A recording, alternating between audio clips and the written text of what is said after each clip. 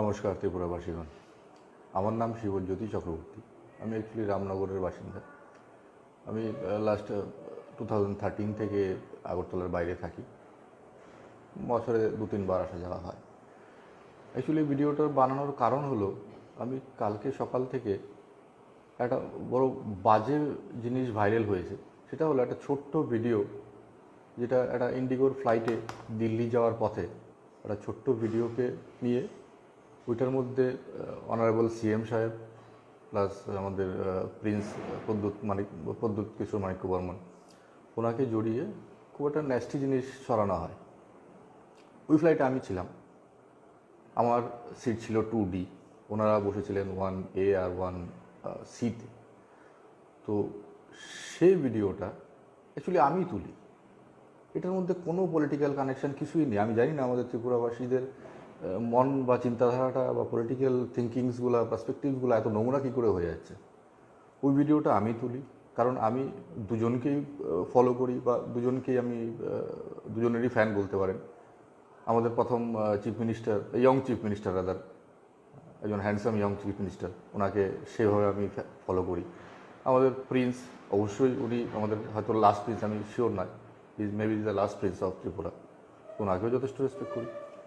তো সেই সুবাদে ওই ভিডিওটা আমি নিই, কারণ আমি ওনাদের পাশেই বসেছিলাম, একদম কাছাকাছি। তো সেটা আমার একটা বেশ খুশি ফিল হচ্ছিল।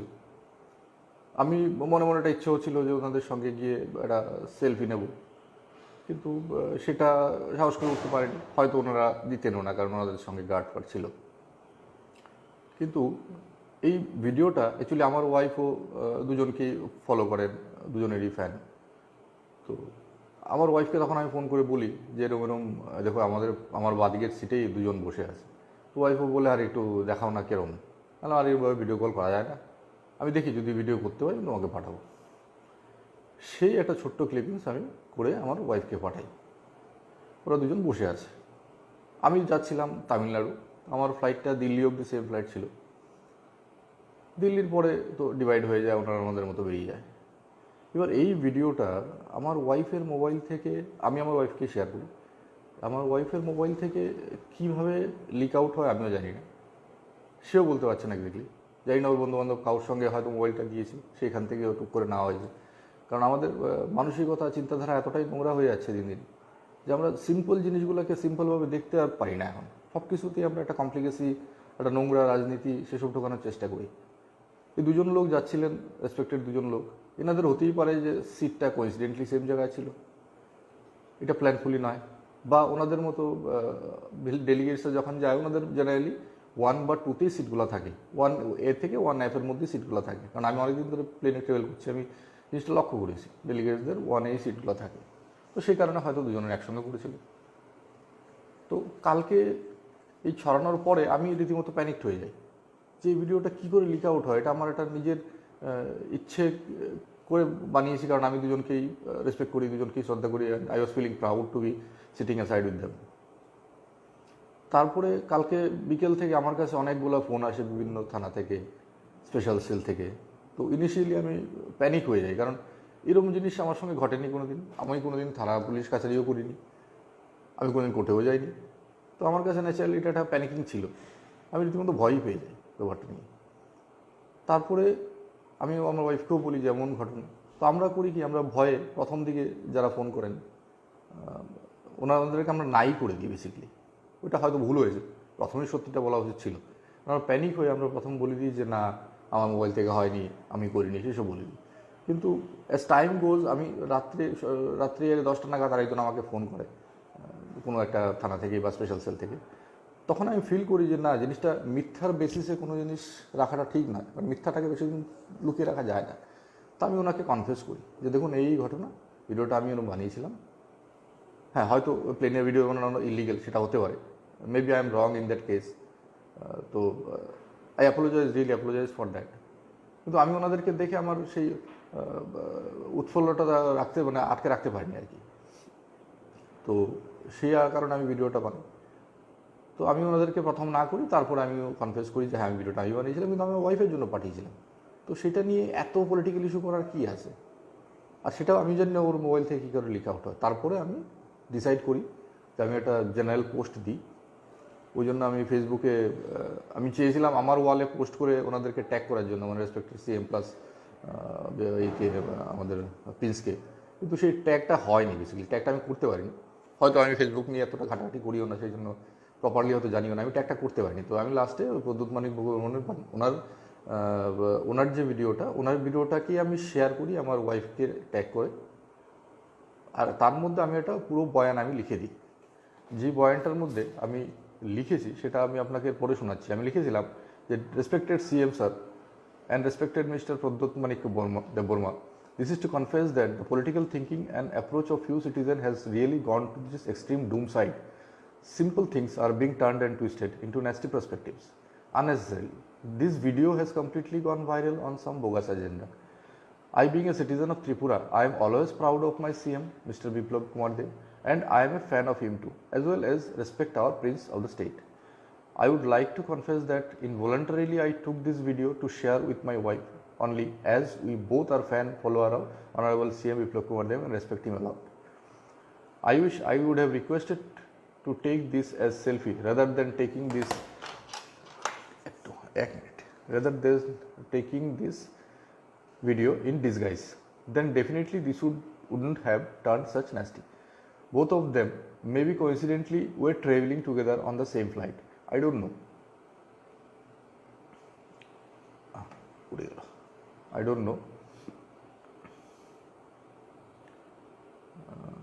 But they were not coming from Delhi as mentioned in the bogus post. Poster মধ্যে প্রথম যে পোস্টটা এসেছিল তার মধ্যে লেখা ছিল যে এটা নাকি দিল্লি থেকে মিটিং করে ফিরছে। মানে যে পোস্টটা ভাইরাল করেছে বদ উদ্দেশ্যে, সে কিন্তু পোস্টটা জানেই না কি হয়েছে, ভিডিওটা পেয়েছে ভাইরাল করে দিয়েছে, সে জানেই না ওনারা যাচ্ছেন না আসছেন, সন্ধ্যার সময় কোনো ফ্লাইট দিল্লি থেকে আসে না যায়। But they were not coming from Delhi as mentioned in the bogus post. Rather, they were traveling to Delhi, যেটা আমি দেখলাম আর কি। The reason is absolutely non-known to me, and how can I know even? আমার জানারই কথা না। From yesterday evening, I received numerous calls from special cells inquiry about this video. Initially, I got panicked as I couldn't even think what is going on with the citizens of Tripura, making chaos of simple things. So being panicked, I denied about the same to the inquirers, but eventually I made up my mind and decided to confront that this has no political connection. Dear citizens of Tripura, within bracket, whoever is responsible for the same, please don't make chaos of unnecessary events. This creates nasty confusion and destroys relations and respects.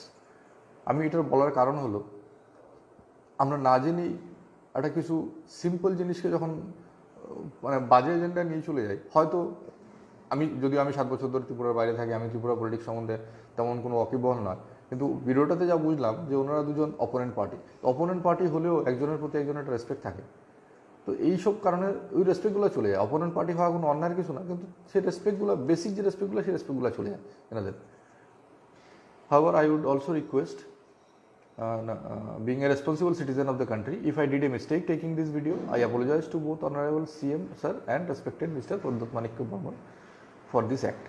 However, I would also request your good self, if I get a second chance to get face to face, I would definitely love to and will request for a selfie at least, and will show the citizens that things can be simple also in terms of respect and honor. যেটা আমি প্রথমে বললাম, আমার একটা selfie নেওয়ার ইচ্ছে ছিল, কিন্তু সেটা আমি সাহস করতে পারিনি। সেই সাহসটা হয়তো করলে আজকে এই নোংরা জিনিসটা হতো না, কারণ আমার তো বদ উদ্দেশ্য কিছু ছিল না। আমি সেলফিটা নেওয়া সাহস করলে হয়তো এই জিনিসগুলো হতো। কিন্তু নেক্সট টাইম যদি সিএম সাহেবের সঙ্গে কোনোদিন দেখা হয় বা আমাদের প্রিন্সের সঙ্গে যদি সামনাসামনি কোনোদিন দেখা হয়, আমি অবশ্যই আমার পরিচয় দিয়ে এটা মনে করি আমি বলবো যে স্যার আমাকে একটা সেলফি নিতে দিন, কারণ লোকের চিন্তাধারাটাকে নিউট্রালাইজ করার চেষ্টা করাটাই ঠিক। Inconvenience caused is deeply regretted. Last but not least, I always respected CM sir and our prince. So এই জিনিসটাই বলার জন্য ভিডিওটা করা, কারণ আমি এই জিনিসটা নিয়ে সত্যি দুঃখিত, প্লাস রীতিমতো টেনশনেও আছি। কারণ এই জিনিসগুলা, ফেসবুকটা নেহাতি একটা সোশ্যাল মিডিয়া, কিন্তু আনফর্চুনেটলি এই সোশ্যাল মিডিয়াতে আজকালকার ডেটে আনসোশ্যাল জিনিসই বেশি হয়। বন্ধুত্ব কম, শত্রুতাই বার করা হয় বেশি, কারণ এটাতে লিখতে তো আর কারোর কোনো বাইন্ডিংস থাকে না, যা খুশি লেখা যায়, কোনো কেউ আটকায়ও না, কিছুই না। আর এই জিনিসটাকে আমার মনে হয় সবার ঠিকঠাক মানে পজিটিভ ওয়েতে নেওয়া উচিত। ফেসবুকে আমি জানি না এইসব জিনিস করে লোকে কী মজা পায়, কিছুই জানে না কে কোথায় যাচ্ছে না যাচ্ছে, একটা আবর জাবর পোস্ট করে দিল। তো যাই হোক, তো এই পুরো বক্তব্যটা বলার জন্যে আমি করলাম। তো I am really sorry that inconvenience cause for me. I am with my folded hands, I request our honorable CM and our prince to forgive this. কারণ এটার পিছনে আমার তো কোনো পলিটিক্যাল ইয়ে নেই, বা আমার পলিটিক্যাল তো দূরের কথা, আমার কোনো অন্য ইন্টেনশনও নেই। Simply I was feeling proud, I was sitting beside them and I wished to take a selfie but I couldn't because I didn't have that courage to ask them. That's why I did this and sent it to my wife. I don't know how it got viral from my wife's mobile, but somebody must have misleaded this video taking from my wife's mobile in disguise. So আমি এই কমেন্টসটা কালকে রাত্রে যখন এই কমেন্টসটা ওনার share করে যখন আমাকে পোস্টটা দিই, আজকে সকালে আমাকে একজন অ্যাডভাইস করে যে আপনি একটা ভিডিও বানিয়ে এটাকে দিয়ে দিন, তাহলে ট্রুথটা সামনে আসবে। তো সেই জন্য আমি ভিডিওটা বানালাম। এটা ভালো আইডিয়া দিয়েছে, হয়তো লেখাটা সবাই নাও পড়তে পারে।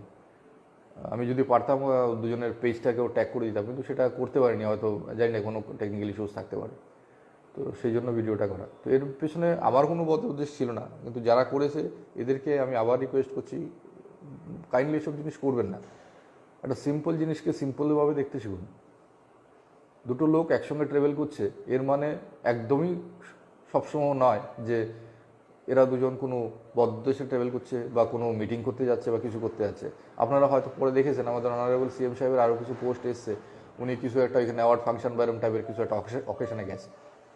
আর আমাদের প্রিন্সের আমি যেটুকু জানি উনি দিল্লিতে প্রায় সময় থাকে, তো হতেই পারে কোইন্সিডেন্টলি গেছে। আমি ওনার পাশে বসতে পারতাম, আমার টিকিটটা অফিস থেকে কেটে দেওয়া টিকিট, কর্পোরেট টিকিট ছিল, সেই জন্য আমাকে 2-তে দিয়েছে। এটা হতেই পারতো আমাকে 1-এ দিতে পারতো বা ওনাদের পাশে হতে পারতো। তো সেটা বড় জিনিস না। একটা প্লেনে ট্রাভেল করাটা একসঙ্গে, that is not also a crime. আর আমি যেটা করেছি, I think that is not also a crime, কারণ এটা আই ওয়াজ ফিলিং প্রাউড, ওই শখে আমি ভিডিওটা হয়তো নিয়েছি।